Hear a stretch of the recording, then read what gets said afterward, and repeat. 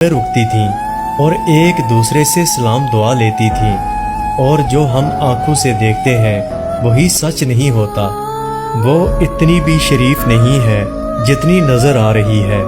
फिर मैं घर आ गया। मेरी माँ बड़ी खुश थी। मैं समझ गया कि मेरी माँ अभी उनके घर से आई है। मैं अपने कमरे में चला गया। मेरी माँ मेरे पीछे आ गई। मेरी माँ ने मुझे पानी दिया और इधर उधर की बातें करने लगी, लेकिन उनकी बात जो वो कहना चाह रही थी मैं वो सुनना चाहता था। मैंने माँ से कहा, आपने जो बात करनी है आप वो बात करें। फिर आखिर मेरी माँ ने वो बात कर ही दी जो करने वो इधर आई थी। मुझे आज फिर माँ की बात पर गुस्सा आ गया।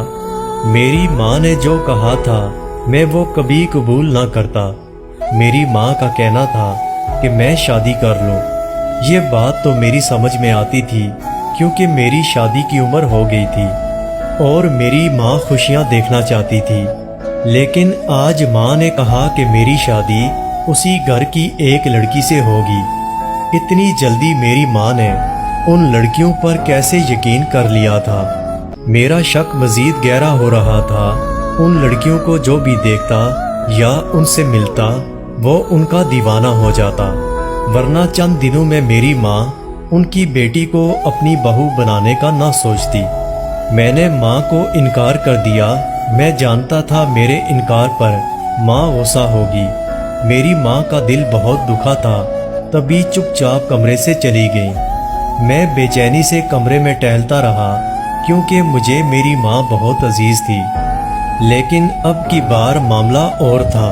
मुझे डर था कि वो मक्कार लड़कियां मेरी माँ को धोखा न दे रही हों। मेरी माँ तो एक सादा सी खातून थी जिसे कुछ पता नहीं था आजकल की दुनिया की चालों का।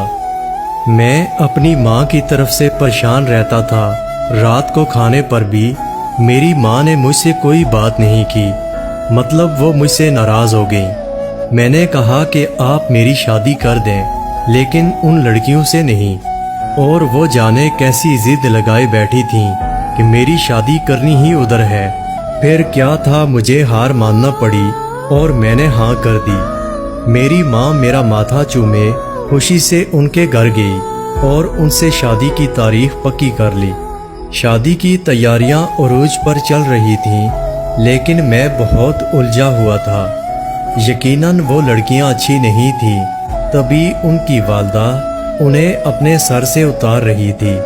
मैं ऐसे बहुत से वाक़यात देख चुका हूँ। मैं बाकी सब मर्दों की तरह एक नेक बीवी चाहता था, लेकिन मुझे ये लड़कियां सही नहीं लग रही थीं। मेरा दिमाग मुझे रोक रहा था कि अभी वक्त है, इस शादी से इनकार कर दो।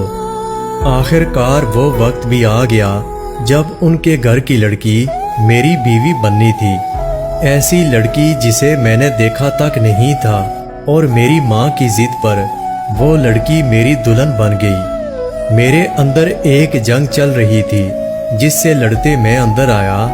वो लड़की बाकी लड़कियों की तरह खामोश बैठी थी। वो जितनी खूबसूरत थी मैं हैरान था।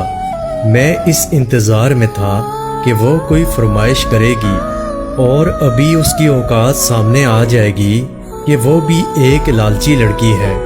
और मैं हैरान हो गया क्योंकि उसने बजाय कोई फरमाइश करने के उसने जो ख्वाहिश की, एक लम्हे को तो मैं साकत हो गया। वो लड़की वाकई इतनी नेक थी या फिर ये ड्रामा कर रही थी?